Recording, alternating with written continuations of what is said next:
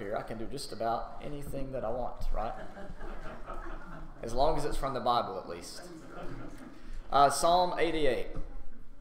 I'm simply going to read this, not going to offer any commentary, but as we read it, put yourself in the psalmist's shoes. Think about times when it feels like God isn't there, or it feels like you prayed and prayed and prayed and nobody's listening, or it feels like some of the deepest, darkest moments of your life. I think this is a good psalm for you because sometimes we have this idea that's been passed down to us that it's never right to have any doubts or fears or frustrations at all.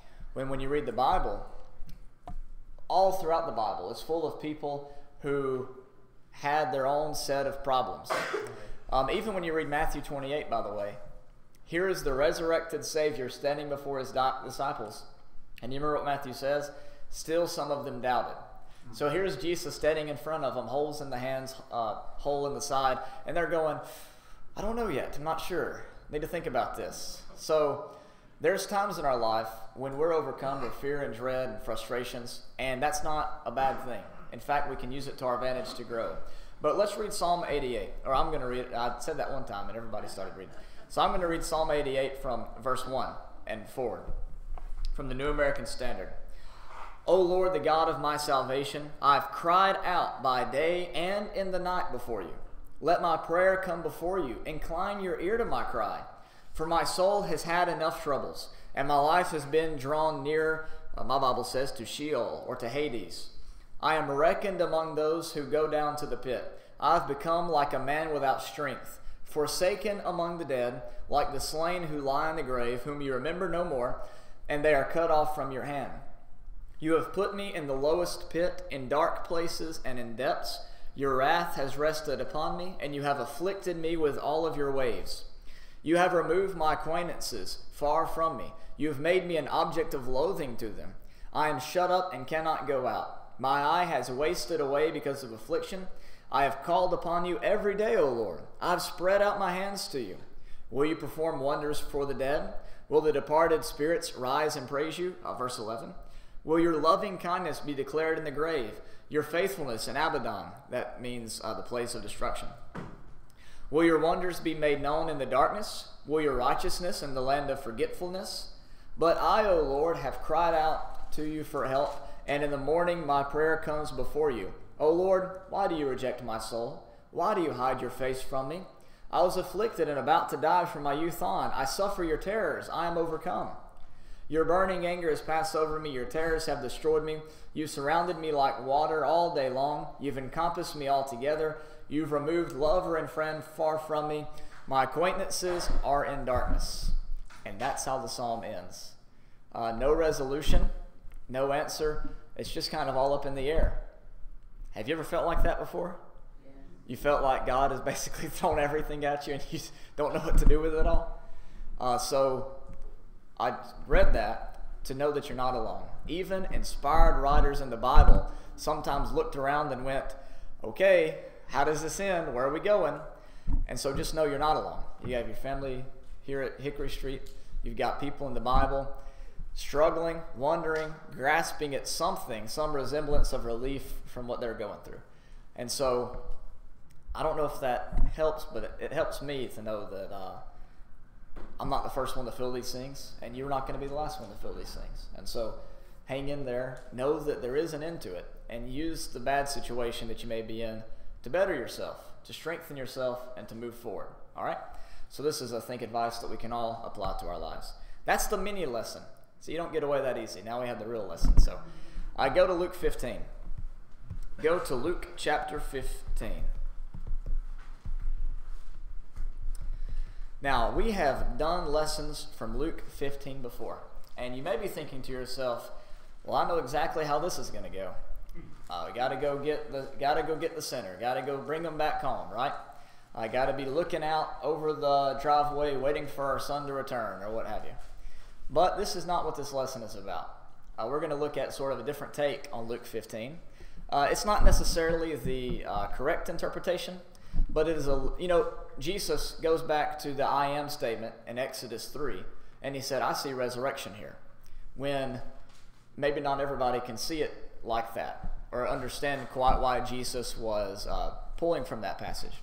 And we're kind of going to do the same thing here. We're going to look at a different angle at the text, one that might not be put under, this is the correct interpretation in a commentary or something, but I think it's one look at it that'll be helpful and that will remind us of something, okay? So let's look at Luke 15, verses 1 through 7. Now all the tax collectors and the sinners were coming near to him to listen to him.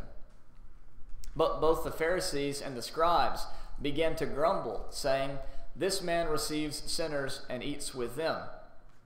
So he told them this parable, saying, now that goes ahead and tells you who he's communicating this to. All right, he's trying to teach these people a lesson, the Pharisees and the scribes. Often when we read these parables, we make the shepherd of the lost sheep, we make that Jesus. We make the woman who's looking for the coin, we make that God or Jesus or, representative of something like that. But I'm going to suggest to you that we look at these individuals, in this reading at least, look at it from the perspective of our duty and even the fell duty of the Pharisees, all right, and the scribes.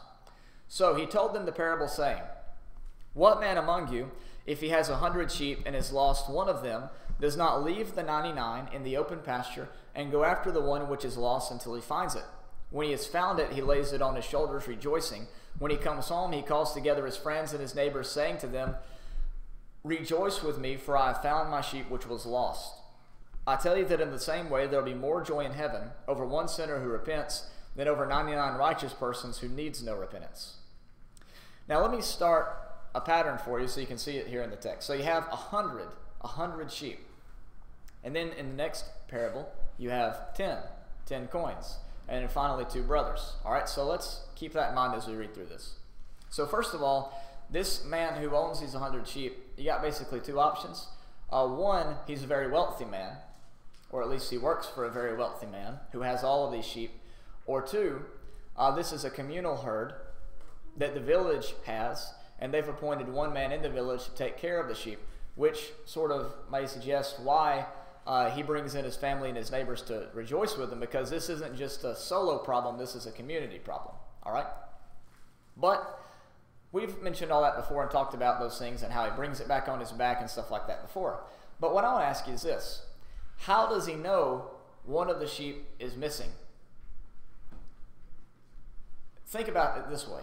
Let's say you have 100, see, we probably can't think in terms of sheep, but we can think of terms in maybe coins, maybe 100 pennies. All right? If you have 100 pennies, you're not going to be able to tell if just one is missing just by looking at it, are you? What do you have to do? You got to count them. And so this man has all these sheep, 100 sheep, and sheep, look the same, right? And so he's having to count all these sheep. And I kind of imagine, either he was putting them off to a side or he might have had to recount a couple times, right? Because if you get 99, that's so close, You might just recount one more time just to make sure you didn't miss one. But 99 sheep. So he counted these sheep, and when he counted, he came up empty. There's one sheep that is missing. And so he drops everything that he's doing, and he goes out, and he finds this sheep, and he brings it back into the fold. All right? That's parable number 1. Parable number 2 is the lost coin. Or what woman, if she has 10 silver coins and loses 1 coin, does not light a lamp and sweep the house and search carefully until she finds it? When she has found it, she calls together her friends and neighbors, saying, "Rejoice with me, for I found the coin which I had lost."